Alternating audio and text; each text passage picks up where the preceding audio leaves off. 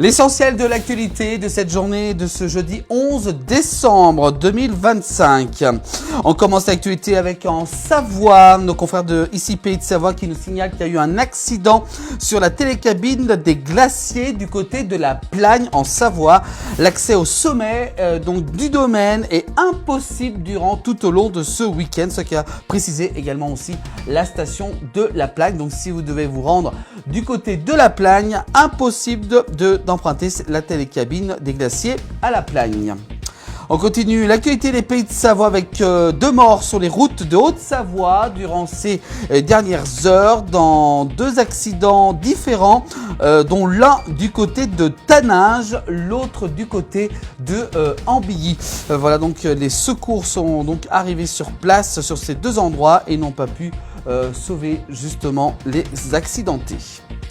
On continue avec en Haute-Savoie justement cet automobiliste, on a su un peu plus d'informations, de 38 ans qui est donc décédé dans cet accident de la route à Taninges après avoir percuté un mur selon les dernières informations.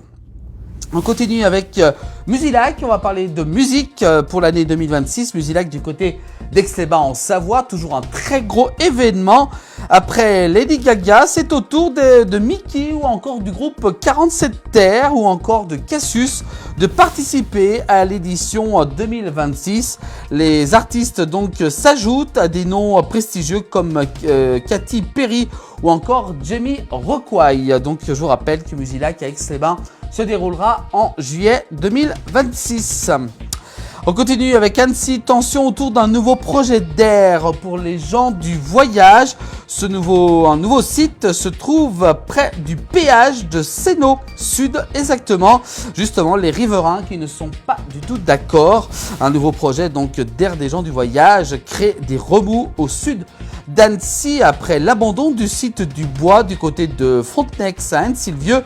Le Grand Annecy donc étudie donc un nouveau terrain pour accueillir l'air des gens du passage des gens du voyage qui manque au territoire. Le nouveau site se trouve près du péage de Sénaux Sud selon les dernières informations faites par nos confrères de l'Essor Savoyard.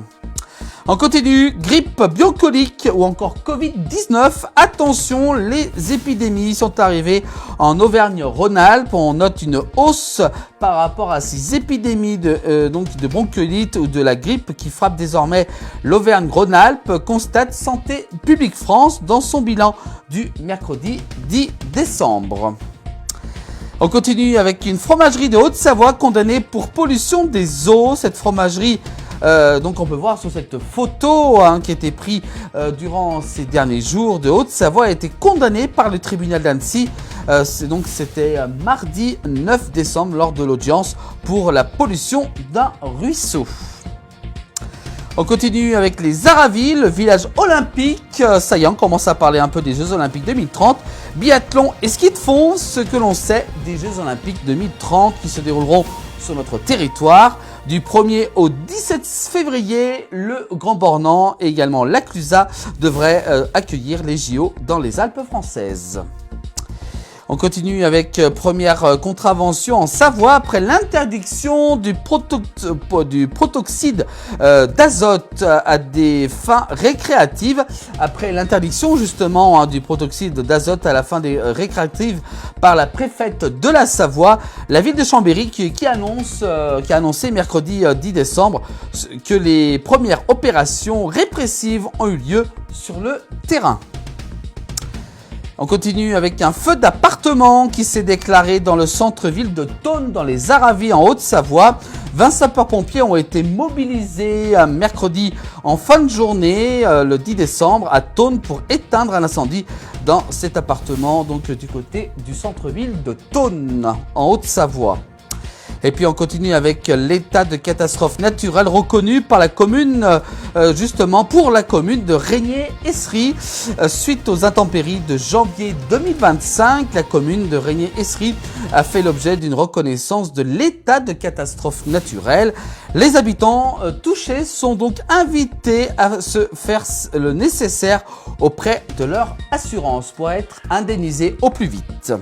Et puis enfin, on termine l'actualité par le conseil départemental après la démission de Christelle Pétex. Christine Mechevant devient conseillère départementale du canton de La Roche-en-Foron. Après donc la démission de Christelle Pétex, voilà donc une nouvelle élection qui a été réalisée lundi 8 décembre.